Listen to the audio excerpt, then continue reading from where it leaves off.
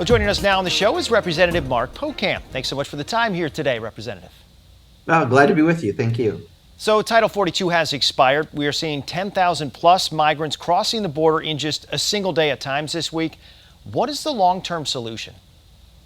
The long-term solution is actually having a plan to deal with immigration in this country. When I first got here, now 10 and a half years ago, that first session, there was a bill that came out of the Senate, bipartisan support, 69 or 70 votes, which is pretty much unheard of these days. That was a good framework. It wasn't perfect, but it was a very good framework to build on. Extra protections at the borders, pathway to citizenship for aspiring Americans. And John Boehner at the time was the speaker, never took it up. And since then, especially since the Trump presidency, it's pretty much impossible to get back to where we were a decade ago. But that's exactly what we have to do. We have to have a comprehensive plan towards immigration. We don't right now, which is why we have the complete mess that we've had for the last decade. And what you're watching right now, in particular, because of Title 42 going down, you're seeing a lot of people at the border trying to come into the country. And we need a real system of immigration in place. And there's really no more excuses for Congress not to get this done. The Republicans did just pass a bill that would fund more Border Patrol agents, improve technology along the border, and resume construction of a border wall. Do you support any of those components of that bill? The bill had a whole lot of other things that didn't make it a real bill at the end of the day, and they knew that. They didn't try to work with anyone to put the bill together. It was one to make sure they checked the boxes with their most extreme elements of their caucus, and they did that, but that's not governing. That's just making sure Kevin McCarthy still has the title Speaker of the House of Representatives. What they need to do is go back to, I think, that bill that passed, like I said, 10 years ago, bipartisan support out of the Senate, 69-70 votes, and work off the framework of that. There is a lot we can agree on that, right? Making sure that we do have some smarter protections at the border, but also making sure we're dealing with those who are already here and have a pathway to citizenship. Right now, we have none of those things, and instead we have the chaos that ensues. On top of it, when some politicians keep saying that we have open borders, well, people listen to that around the globe, and if they think we have open borders because people keep saying it, guess what? People come for open borders. This isn't rocket science. It's a matter of getting back to the basics, I think, go back to that bill from 10 years ago. But right now, Kevin McCarthy with his caucus, as extreme as it is, he can't even get close to that. The problem, as you mentioned, has been looming for a while. So has the president handled the issue properly on his end? Well, I think in every way he can, right? I mean, part of this was, with some of the COVID restrictions, other things ending, we knew we were going to have this day come. But what was the answer short of having comprehensive immigration reform, which, again, Congress hasn't done since I've been here and before that?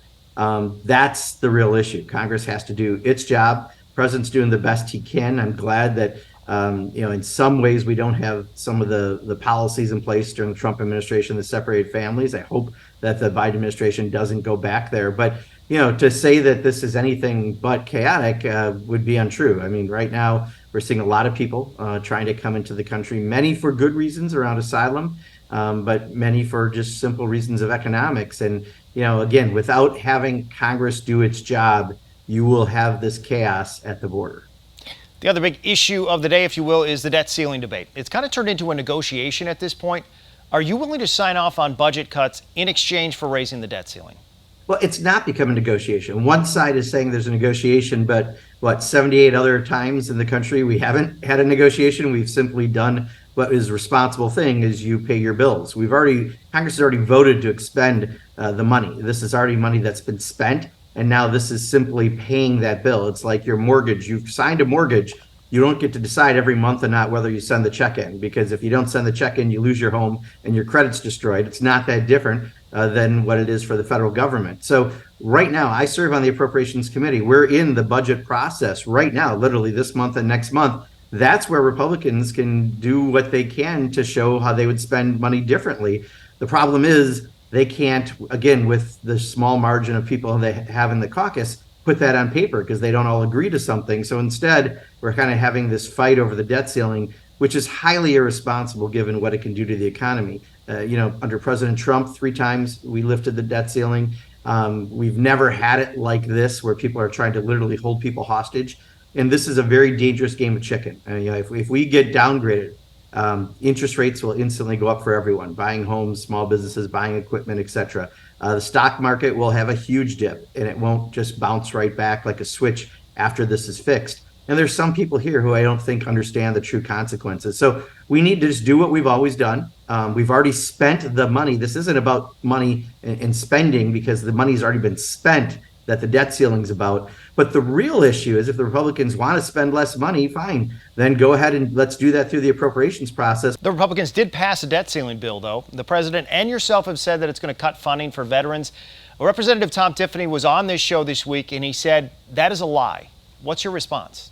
Well, I serve on appropriations. Tom Tiffany doesn't. So let me tell you a little bit what he didn't tell you, or at least it's either ignorance or intentional misleading, and I don't think either is right.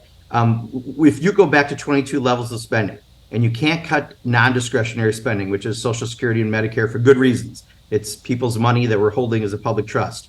And they've said they won't cut defense spending, part of discretionary spending. That leaves you out of a big pool of the federal budget this much money to make all your cuts. And that would be equivalent to 22% cuts across the board. They did not exempt veterans benefits. They did not exempt police across the country, or border security. And if you don't do that, and you can't put on paper where you'd actually spend your money, which is what I keep talking about, what we're in the middle of right now with the appropriations process, it is a 22% cut on everything from education to healthcare to veterans benefits. So they could have exempted it if they really wanted to protect veterans benefits. They didn't do that. And that's why their bill, it was so highly irresponsible. They can't actually put the details on paper for what we need to do to pass our budget through the appropriation process. So we're waiting for them to do it. But like I said, already several committees next week have been canceled on appropriations because they can't put these numbers to paper.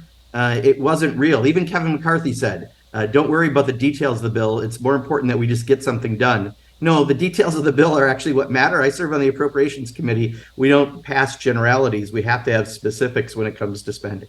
Representative Mark Pocan, I want to thank you so much for the time here this week. Sure. Thank you. Appreciate it.